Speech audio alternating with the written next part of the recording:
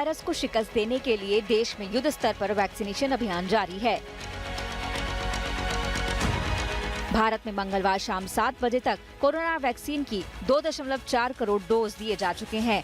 इनमें 82% फ्रंटलाइन और health worker, 60 साल से ऊपर के बुजुर्ग और कुछ खास बीमारियों वाले 45 से 60 साल तक के लोगों को दिया गया पहला डोज है, जबकि 18% लोगों को दोनों डोज दिए जा चुके हैं। लेकिन कोरोना वायरस को शिकस्त देने के इस अभियान को इस बात से झटका लग रहा है कि कोरोना संक्रमण के मामले धीरे धीरे बढ़ने लगे हैं।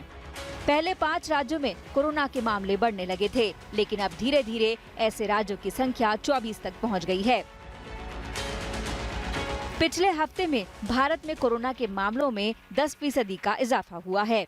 इस दौरान 24 राज्यों और केंद्र शासित प्रदेशों में कोरोना के मामलों में बढ़ोतरी दर्ज की गई है।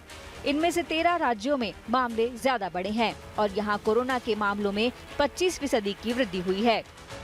इन सभी राज्यों में सबसे ज्यादा चिंता महाराष्ट्र को लेकर है, जहां संक्रमण की रफ्तार पर ब्रेक नहीं लग पा रहा है। सबसे ज्यादा मामले यहीं से आ रहे हैं। कई इलाकों में आंशिक लॉकडाउन और कड़ी पाबंदी के बावजूद मामले बढ़ रहे हैं। जाहिर है केवल वैक्सीनेशन ही नहीं, बल्कि जहां मामले बढ़ रहे हैं वहां उन पर रोक लगाने के लिए सख्त कदम उठाने की जरूरत है, क्योंकि धीरे धीरे राज्यों की संख्या बढ़ने लगी है।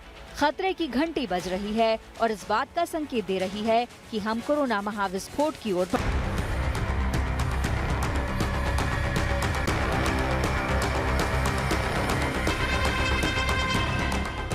ऐसे समय में जब कोरोना संक्रमण काबू में आता दिख रहा था, वायरस ने एक बार फिर पलटवार किया है। हफ्ता दर हफ्ता कोरोना संक्रमण बढ़ता जा रहा है। न केवल संक्रमण की रफ्तार बढ़ रही है, बल्कि अब दायरा भी बढ़ रहा है। देश में पिछले 24 घंटे में कोरोना के 17,921 नए मामले सामने आए हैं और 133 की मौत हो गई है। इनमें से 9,927 नए मामले अकेले महाराष्ट्र में पाए गए, जबकि महाराष्ट्र में 56 लोगों की मौत हो गई। यानी देश में कुल मामलों का करीब 55% और कुल मौत का 42% अकेले महाराष्ट्र से है। इन आंकड़ों से साफ है कि महाराष्ट्र में स्थिति कितनी खराब है।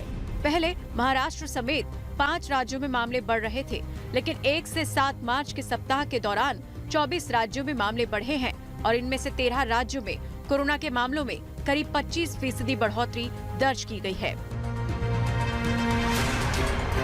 1 से 7 मार्च के दौरान महाराष्ट्र में 64,657 नए मामले सामने आए, जो पिछले 20 हफ्तों में सबसे ज्यादा हैं।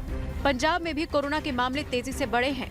पिछले हफ्ते पंजाब में 6,215 मामले दर्ज किए गए, जो पिछले 22 हफ्तों में सबसे ज्यादा हैं। पिछले हफ्ते इस संख्या के मामले में भले ही महाराष्ट्र पहले नंबर पर रहा हो, लेकिन कोरोना की रफ्तार पंजाब में सबसे तेज रही है। वहां नए मामले 67% बढ़ गए। कोरोना के मामलों में इस तरह बढ़ोतरी चिंता का विषय है। महाराष्ट्र, केरल के बाद दूसरे राज्यों में कोरोना की रफ्तार किस तरह तेज हो गई है, वो इन आंकड़ों से साफ है। 1 से 7 मार्च के दौरान पंजाब में कोरोना के मामलों में 67% बढ़ोतरी हुई थी। हरियाणा में 65%, राजस्थान में 51%, दिल्ली में 31%, गुजरात में 26%, मध्य प्रदेश में 23%, कर्नाटक में 21% और महाराष्ट्र में 19% मामले बढ़े।